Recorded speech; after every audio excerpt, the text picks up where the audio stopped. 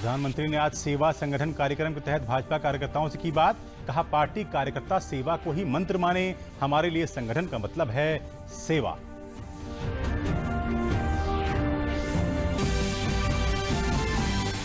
कानपुर कांड के मुख्य आरोपी विकास दुबे के घर पर प्रशासन ने की कार्रवाई। बुलडोजर चलाकर अवैध रूप से बने घर को ढाया गया। प्रशासन ने 50,000 का इनाम विकास दुबे पर किया घोषित।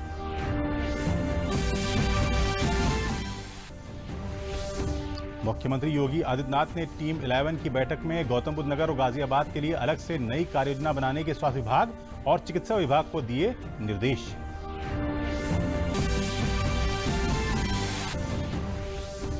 प्रदेश में 18,154 लोग कोरोना संक्रमण से हुए ठीक। प्रदेश में ठीक होने वालों की दर पहुंची 68.36%। प्रतिदिन टेस्टिंग की क्षमता हुई 26,000 पार। नमस्कार, मैं दिलशाद। समाचार विस्तार से। सबसे पहले आपको बताते हैं कि प्रधानमंत्री नरेंद्र मोदी ने आज सेवा ही संगठन कार्यक्रम के तहत भाजपा कार्यकर्ताओं द्वारा किए गए कार्यों की जानकारी ली। राजस्थान में पार्टी कार्यकर्ताओं के किए गए कार्यों से अवगत होने के बाद पीएम मोदी ने अपने संक्षिप्त संबोधन में उनके प्रयासों की तारीफ की। प्रधानमंत्री ने कहा कि उत्तर प्रदेश में जितनी बड़ी मात्रा में काम हुआ है, सरकार ने, संगठन ने जिस तरह से चीजों को संभाला है, वो सराहनीय है। उन्होंने कहा कि इतनी बड़ी व्यापकता, विविधता, लंबे अरसे तक हिंदुस्तान के हर कोने में मानव इतिहास का सबसे बड़ा यज्ञ है। उन्होंने सुझाव दिया कि हर मंडल, जनपद और राज्य से लेकर देश स्तर पर 25 सितंबर तक किए गए कार्यों पर अनुभवों को लेकर एक डिजिटल बुक बनाई जा सकती है। प्रधानमंत्री ने कहा कि यह डिजिटल डॉक्यूमेंट मातृभाषा, हिंदी और अंग्रेजी तीनों भाषाओं में तैयार किया जाए। प्रधानमंत्री ने कहा कि हम लोगों ने सत्ता को सेवा का माध्यम माना। दुनिया में सब अपने आप को बचाने में लगे हो, आप सबने अपनी चिंता छोड़कर खुद को गरीबों, जरूरतमंदों की सेवा में समर्पित कर दिया है। ये सेवा का बहुत बड़ा उदाहरण है। कई शहरों में हमारे कुछ कार्यकर्ताओं का इस सेवा मिशन में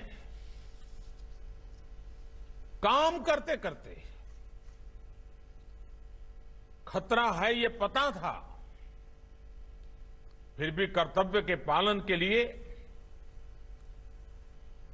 इस महामारी के बीच भी कार्य करते रहे। ऐसे अपने कई साथियों ने अपना शरीर छोड़ दिया, उनका दुखद निधन हो गया। मैं उन सभी साथियों को अपनी विनम्र श्रद्धांजलि देता हूं। उनके परिवारों के प्रति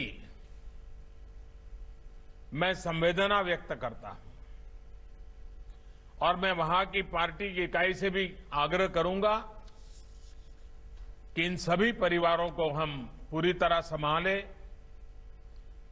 परिवारों की आवश्यकताओं की ओर देखें। साथियों, जनसंघ और बीजेपी के जन्म का मूलतः उद्देश्य यही था कि हमारा देश सुखी और समृद्ध कैसे बने, और इसी मूल प्रेरणा के साथ, भारतीयता की प्रेरणा के साथ, सेवा भावना के साथ हम लोग राजनीति में आए। हम लोगों ने राजनीति में सत्ता को सेवा का माध्यम माना।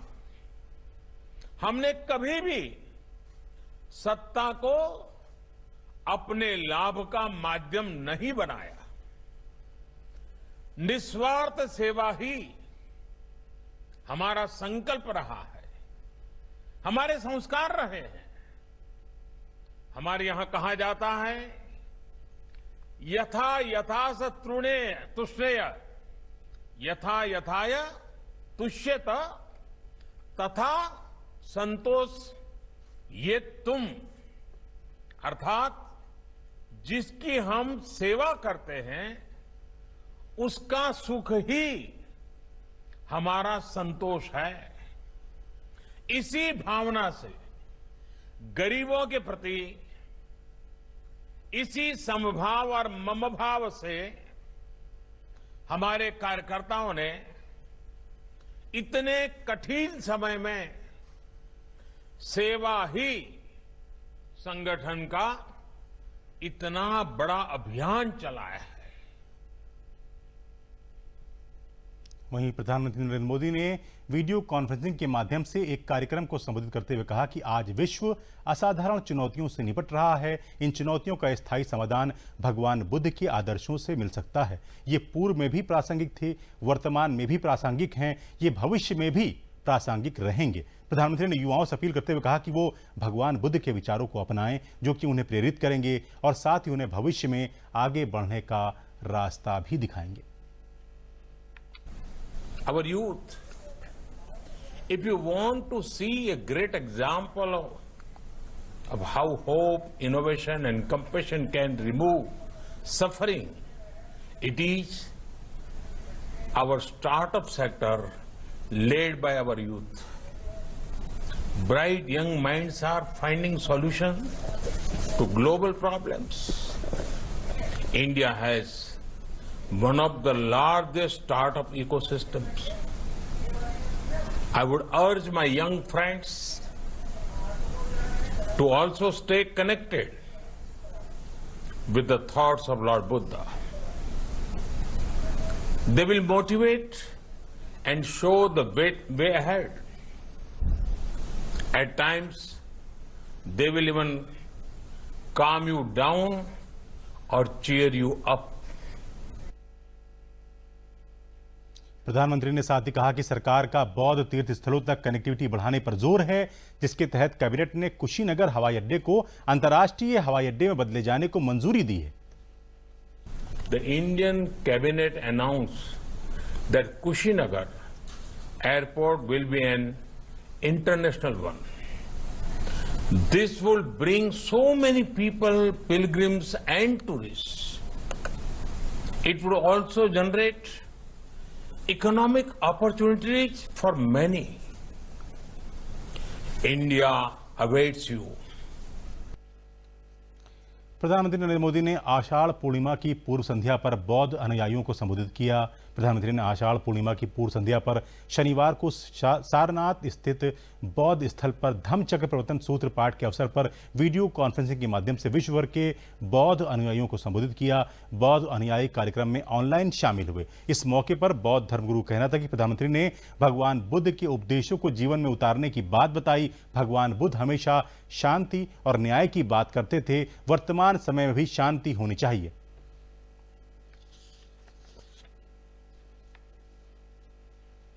प्रधानमंत्री का संदेश में आज उन्हें भारत के लिए, दुनिया के लिए बहुत बड़ा एक संदेश दे दिया।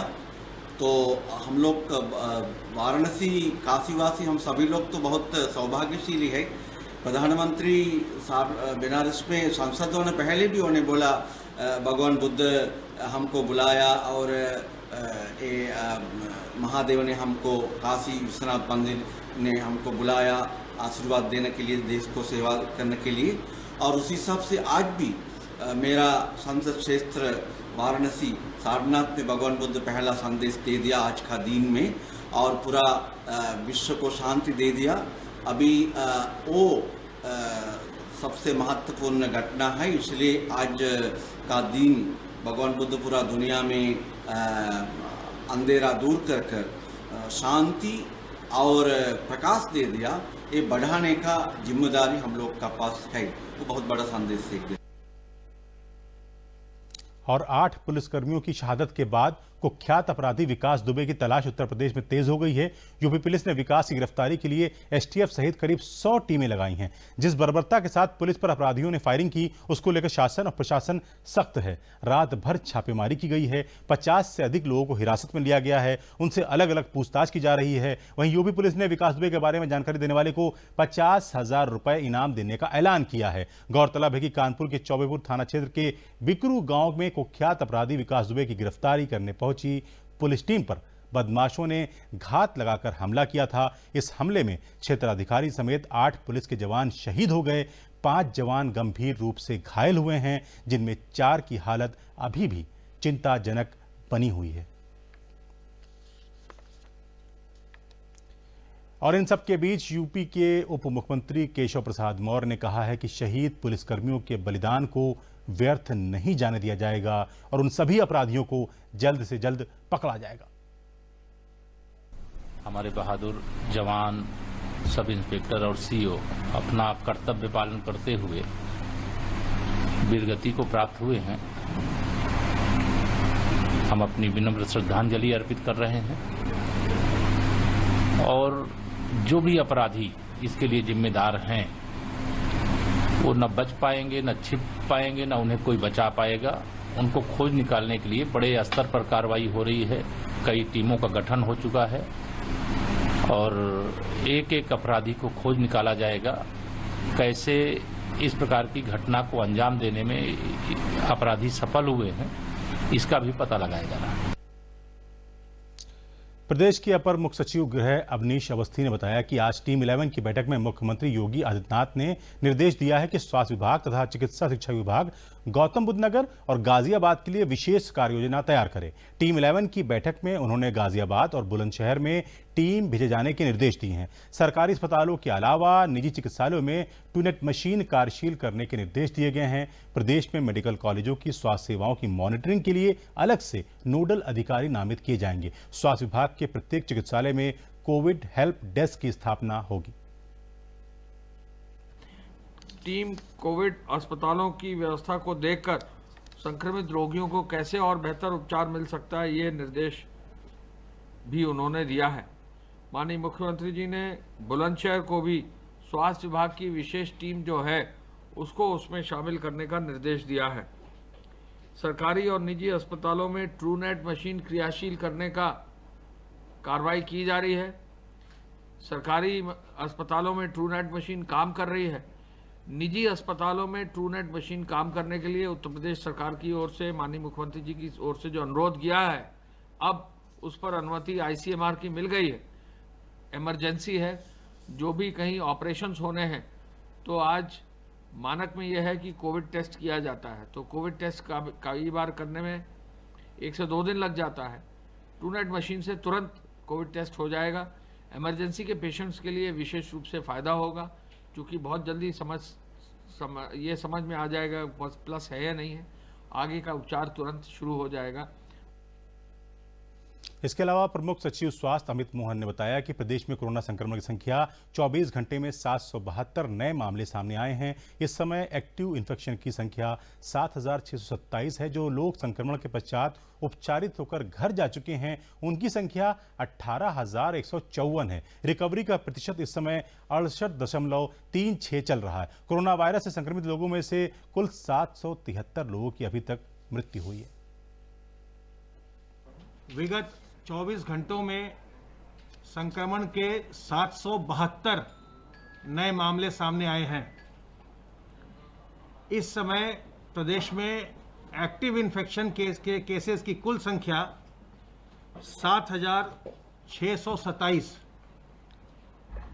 जो लोग संक्रमण के पश्चात पूर्णतः उपचारित होकर डिस्चार्ज हो चुके हैं उनकी संख्या 18,154।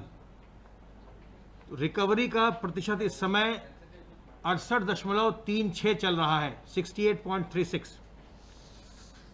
कोरोना वायरस से संक्रमित लोगों में से कुल 773 लोगों की अभी तक मृत्यु हुई है। इस समय आइसोलेशन वार्ड्स में 7,630 लोग रखे गए हैं जिनका इलाज चल रहा है और फैसिलिटी क्वारंटाइन में 4,420 लोग हैं जिनके सैंपल लेकर उनकर जांच की जा रही है। और कानपुर कांड के मुख्य आरोपी विकास दुबे के घर पर आज कार्रवाई की गई। प्रशासन ने आज अवैध जमीन पर बने घर पर ध्वस्तीकरण की कार्रवाई की। इसके साथ ही आईजी कानपुर ने चौबेपुर थाना प्रभारी विनय तिवारी को निलंबित कर दिया है। इससे पहले पुलिस कर्मियों की हत्या के बाद छिपे बदमाशों से मुठभेड़ में 2 बदमाशों को पुलिस ने ढेर कर दिया। गौरतलब है कि पुलिस कर्मियों की हत्या के बाद बदमाशों की तलाश के लिए उच्च स्तर पर निगरानी की जा रही है। इसी क्रम में टीम बनाकर IG Mohit Agarwal, SSP Dinesh Kumar P और एसपी डॉक्टर अनिल कुमार द्वारा पुलिसकर्मियों की हत्या के बाद छिपे 2 बदमाशों को मुठभेड़ में ढेर कर दिया गया। आईजी मोहित अग्रवाल ने बताया कि घटना के बाद से ही पुलिस द्वारा लगातार कॉम्बिंग की जा रही है। इस दौरान जंगल में अपराधियों के छिपे होने की सूचना पर जब पुलिस टीम वहां पहुंची तो छुपे हुए अपराधियों द्वारा पुलिस टीम पर फायरिंग की गई, जिसके बाद पुलिस द्वारा जवाबी फायरिंग की गई, जिसमें 2 अपराधी मारे गए, वहीं 3 अन्य अपराधी मौके से भाग निकले। आईजी ने बताया कि इस दौरान पुलिस के 2 पुलिसकर्मी भी घायल हुए हैं, जिनका इलाज किया जा रहा है। आईजी ने बताया कि अपराधियों की तलाश के लिए लगातार पुलिस कॉम्बिंग जारी है। रात से ही सभी अधिकारी लगातार कॉम्बिंग कर रहे थे। जो भी आसपास के एरियाज हैं, जंगल हैं, उनकी लगातार हम लोग कॉम्बिंग कर रहे थे। उसी कॉम्बिंग के दौरान ये सूचना मिली थी कि जंगल में कुछ अपराधी देखे गए हैं जो वहाँ पर छिपे हुए हैं। इस सूचना पर हमारी कई टीमें मिलकर के वहाँ पर पहुँची और वहाँ पर अपराधियों ने पुलिस के ऊपर गोलीबारी करी। जवाबी गोलीबारी में 2 अपराधी जो हैं इसमें मारे गए हैं। 2 पुलिसकर्मी हमारे इंजर्ड हुए हैं, उनको इलाज के लिए भेजा गया है। साथ ही अपराधियों के पास से असले भी बरामद हुए हैं, जिसमें से एक असला जो पुलिस का लूटा हुआ असला है वो भी अपराधी के पास से मिला है। इनके 3 और साथी थे, वो मौके से भागने में कामयाब हुए हैं, लेकिन उनके लिए लगातार हमारी पेट्रोलिंग जारी है। और जो कानपुर देहात जनपद है, सिगली एरिया है, वहाँ पर भी टीमें लगाई गई हैं। उस क्षेत्र में उनके भागे जाने की संभावना है। जो मारे गए उसमें क्या विकास भी है? विकास जो मुख्य आरोपी है, देखिए अब इनकी पहचान गांव के लोगों के द्वारा कराई जाएगी। दरअसल कानपुर में कल 8 पुलिसकर्मियों को शहीद करने वाले विकास दुबे की तलाश में जगह जगह पुलिस छापेमारी कर रही है। लखनऊ में स्थित उसके आवास इंद्रलोक कॉलोनी आशियाना में भी पुलिस लगातार निगाह रखे हुए है, जहां विकास दुबे की मां रहती है, जो लगातार इस हत्याकांड की निंदा करते हुए अपने पुत्र के खिलाफ सख्त से सख्त कार्रवाई किए जाने की मांग कर रही है। उन्होंने कहा कि उनके बेटे ने 8 परिवारों को उजाड़ा है, उसके खिलाफ सख्त से सख्त कार्रवाई होनी चाहिए।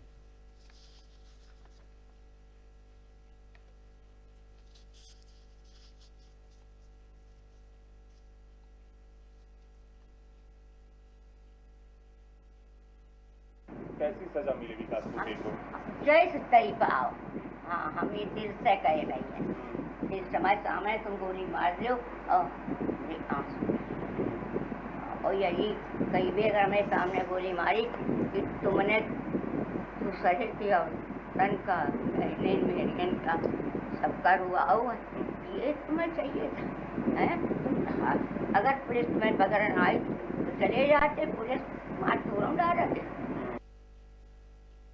चलिए आगे बढ़ते हैं। फतेहपुर जिले में यूपी सरकार के स्वास्थ्य मंत्री जयप्रताप सिंह ने जिला अस्पताल और सामुदायिक स्वास्थ्य केंद्र हुसैनगंज का औचक निरीक्षण किया और इमरजेंसी वार्ड में भर्ती मरीजों का हालचाल लेते हुए संबंधित अधिकारियों को व्यवस्था जल्द दुरुस्त करने के आदेश दिए। कोरोना वायरस से लड़ने के लिए आवश्यक दवाओं व टेस्टिंग उपकरण का जायजा भी लिया। साथ ही अस्पताल परिसर में वृक्षारोपण कर अधिक से अधिक पौधारोपित करने का संदेश दिया। उन्होंने कहा, यूपी की 24 करोड़ की आबादी के सापेक्ष काफी कम मरीज हैं और हमने अपनी व्यवस्था शुरू से ही दुरुस्त कर रखी है। 1,51,000 बेड की व्यवस्था आज भी प्रत्येक जनपद में हमारे पास व्यवस्था है, जिसमें वेंटिलेटर व ऑक्सीजन की व्यवस्था है।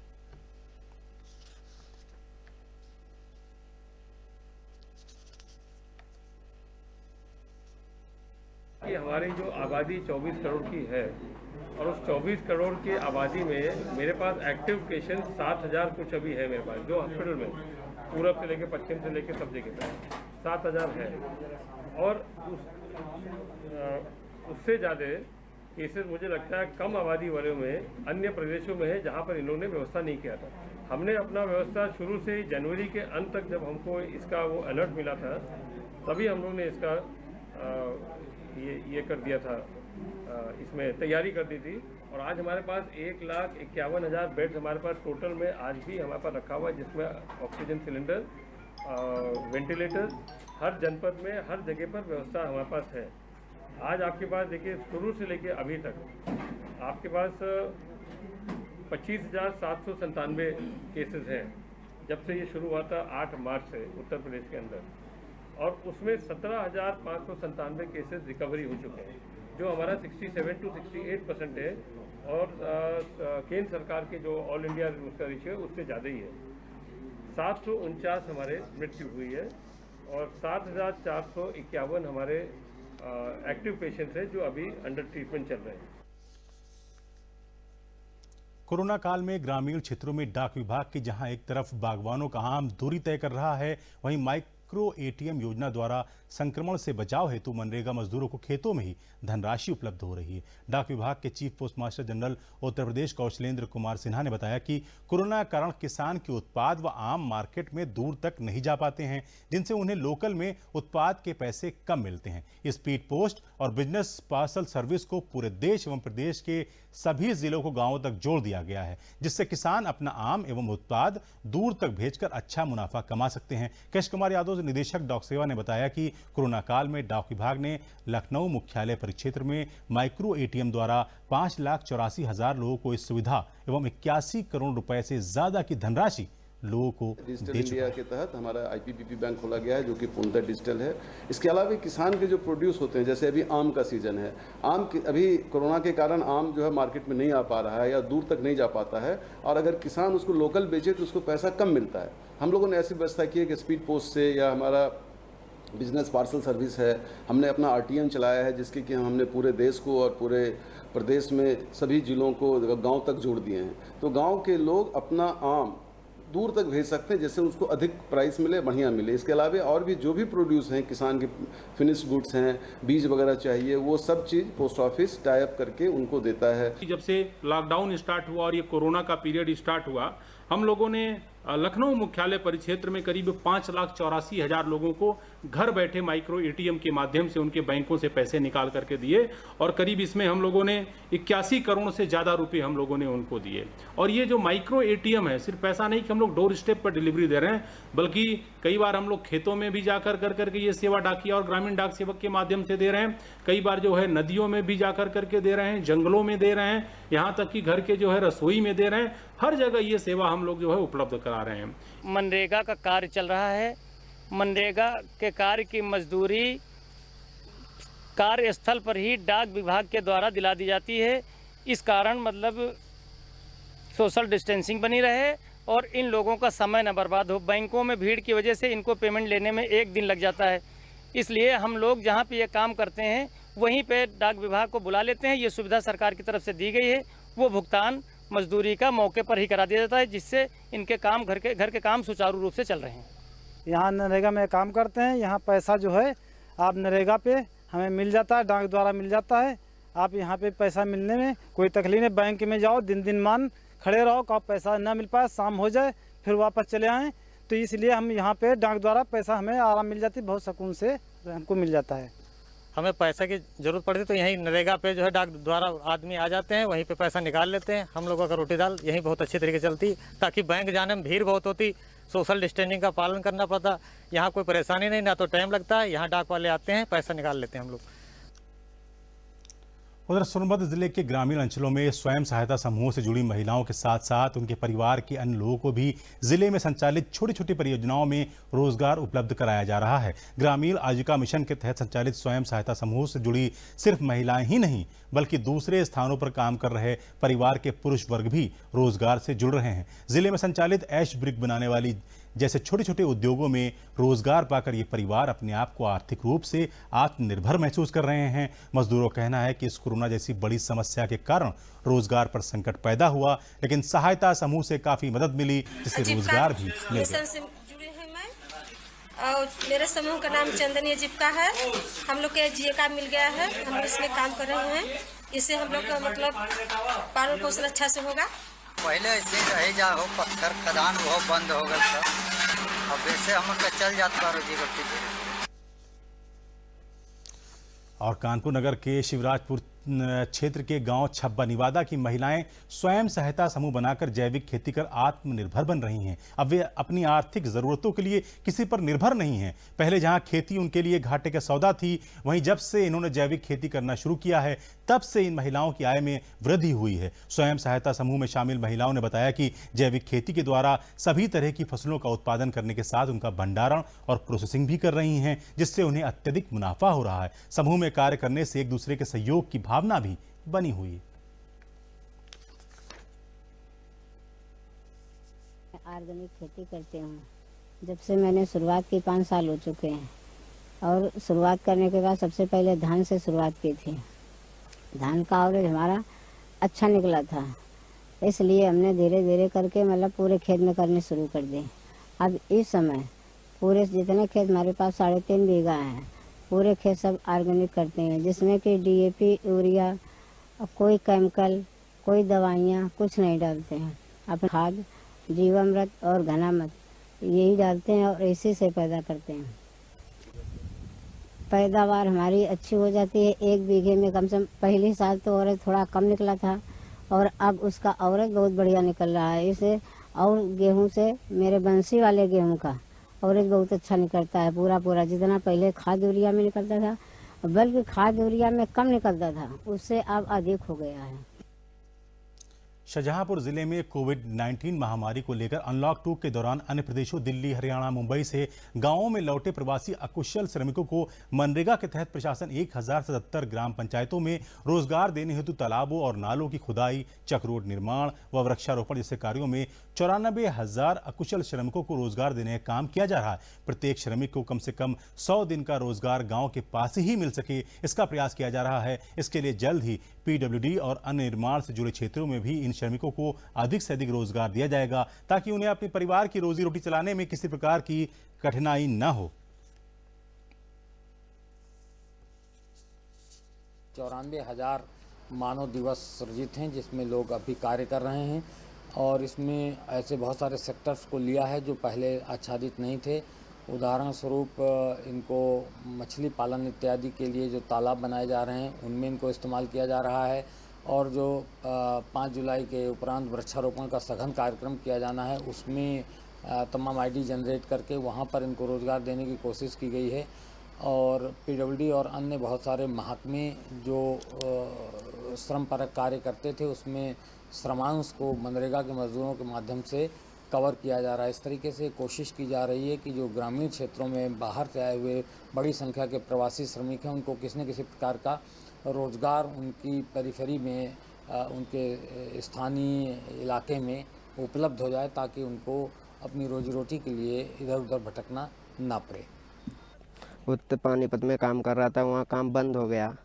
यहाँ के नरेगा चालू हो गया। यहाँ काम मिलता है 200 रुपये प्रतिदिन की दिहाड़ी 204 रुपये की मिलती है। इसके बाद हम अपना साग सब्जी लाते हैं। प्रधानमंत्री नरेंद्र मोदी का बहुत बहुत आभारी हूँ। अभी तो मैं खाली बैठा रहा, अब मनरेगा चालू हुआ है।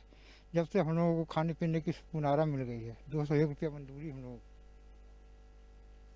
और अब अंत में प्रमुख समाचार एक बार फिर।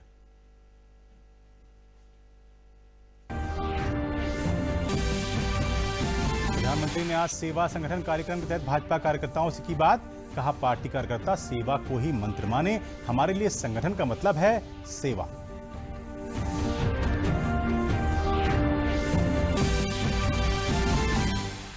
कानपुर कांड के मुख्य आरोपी विकास दुबे घर पर प्रशासन ने की कार्रवाई। बुलडोजर चलाकर अवैध रूप से बने घर को ढाया गया। प्रशासन ने 50,000 का इनाम विकास दुबे पर किया घोषित।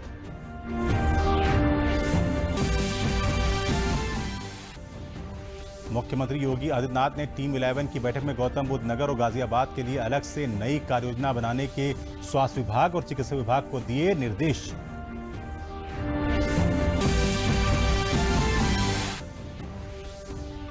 और प्रदेश में 18,154 लोग कोरोना संक्रमण से हुए ठीक।